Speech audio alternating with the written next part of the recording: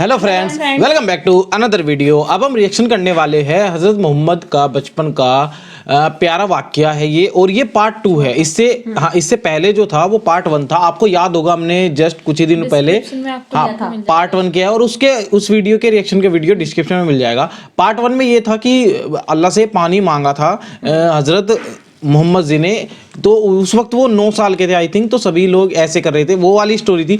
वो बहुत ही प्यारी स्टोरी है, बहुत प्यारा वाक्य था वो। तो आप लोग डिस्क्रिप्शन में जाकर उस वाली वीडियो को देख सकते हैं, या एंड स्क्रीन पे मैं ज़रूर लगा दूंगा, आपको ज़रूर मिल जाएगा वो। बाकी वीडियो ये वाली जो है उसी का पार्ट 2 है, हज़रत मोहम्मद के बचपन का वाक्य पार्ट 2। देखिए, बचपन में उनके बहुत सारे वाक्य हुए हैं, तो उनकी बहुत सारी वीडियोज़ है, लेकिन हम नूरे हदीस की वीडियो है, ये पार्ट 1 ऑलरेडी कर चुके हैं, पार्ट 2 ये कर रहे हैं। और आने वाली वीडियोज़ में और भी उनके बचपन के प्यारी प्यारी वाक्य हम देखेंगे और आपके लिए लेके आएंगे वीडियो। बाकी वीडियो को अभी स्टार्ट करते हैं हम। वीडियो स्टार्ट करने से पहले चैनल पे नए हो तो सब्सक्राइब जरूर करके जाना, और कंप्लीट वीडियो को देखना, और पसंद आए तो लाइक भी करके जाना।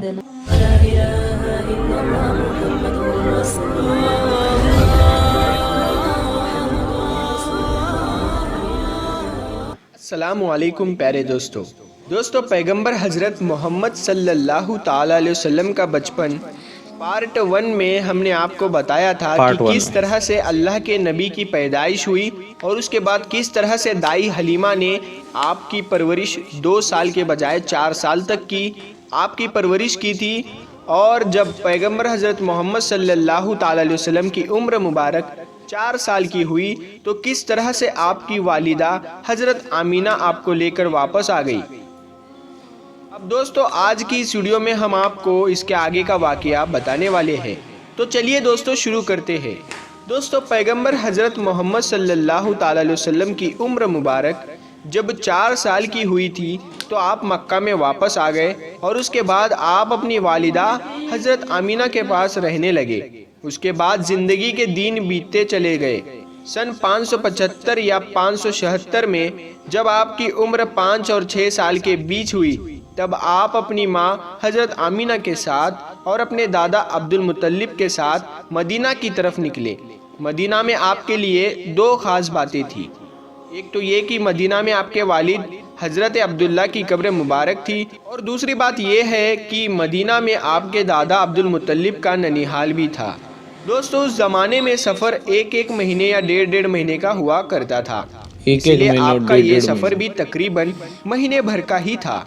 1 महीने के बाद जब आप पलटकर वापस मक्का की तरफ आ रहे थे, तो आपकी ज़िंदगी में जो वाक़या पेश आया, जिसको देखकर आपके दादा अब्दुल मुत्तलिब भी रोने लगे। अल्लाह के पैगंबर सल्लल्लाहु ताला अलैहि वसल्लम को अपने बचपन की उम्र में ही आपको दूसरा बड़ा झटका लगा, और अल्लाह ने आपको एक और आजमाइश में डाल दिया।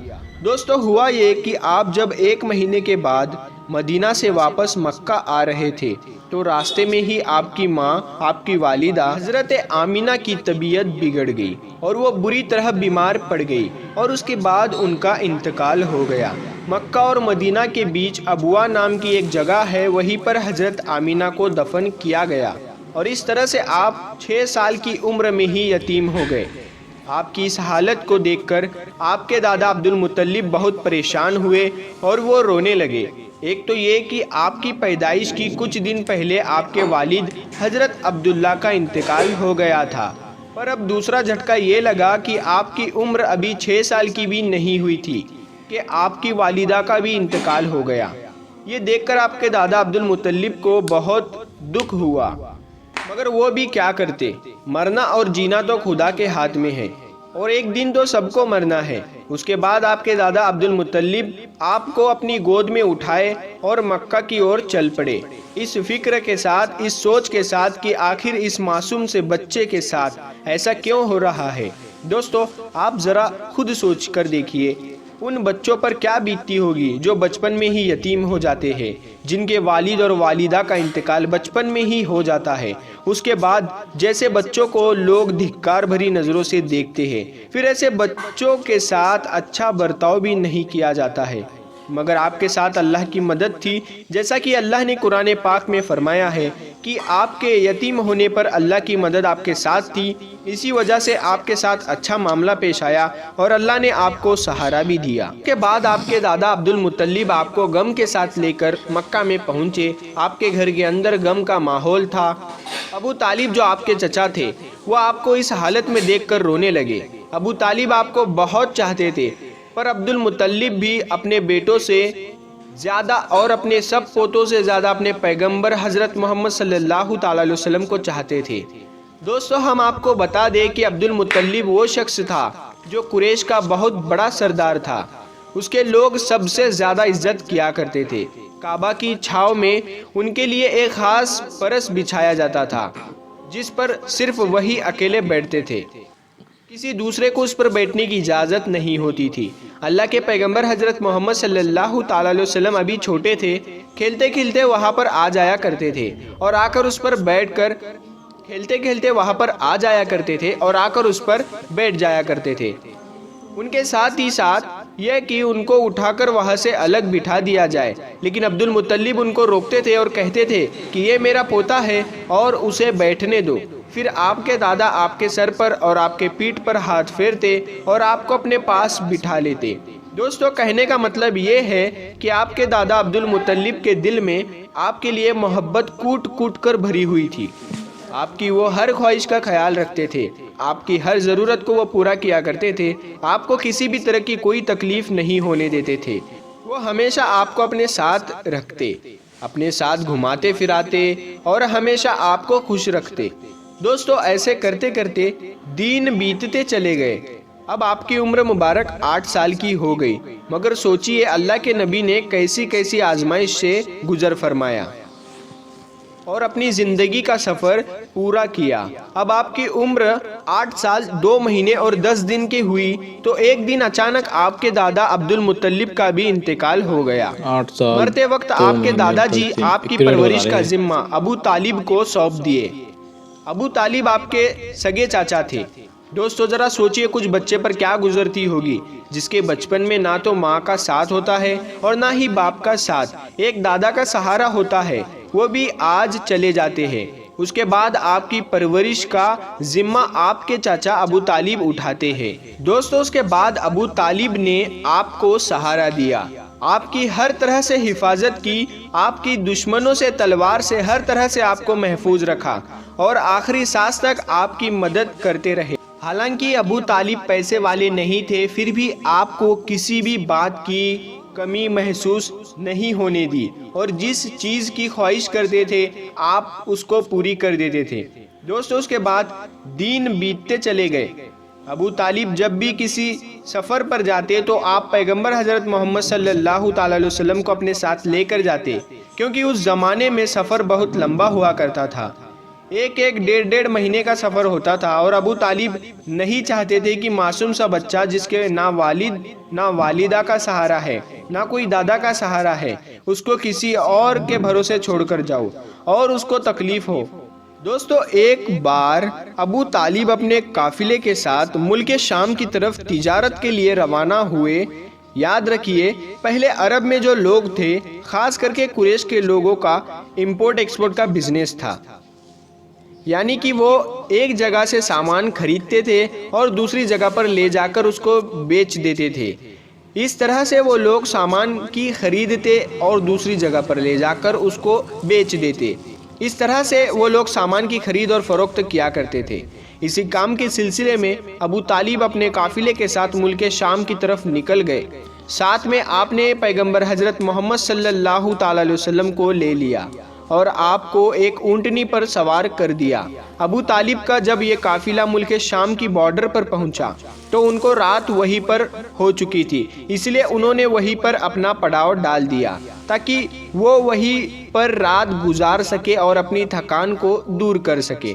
تو ہم آپ کو بتا دیں کہ اس زمانے میں راہی بہوا کرتے تھے جو ایک جگہ سے دوسری جگہ پیدل جایا کرتے تھے۔ اس زمانے میں ایک عیسائی تھا جو لوگوں کی رہنمائی کرتا تھا، وہ کبھی اپنے گھر سے باہر نہیں نکلتا تھا، یعنی کہ وہ ہمیشہ اپنے گھر کے اندر ہی رہتا تھا۔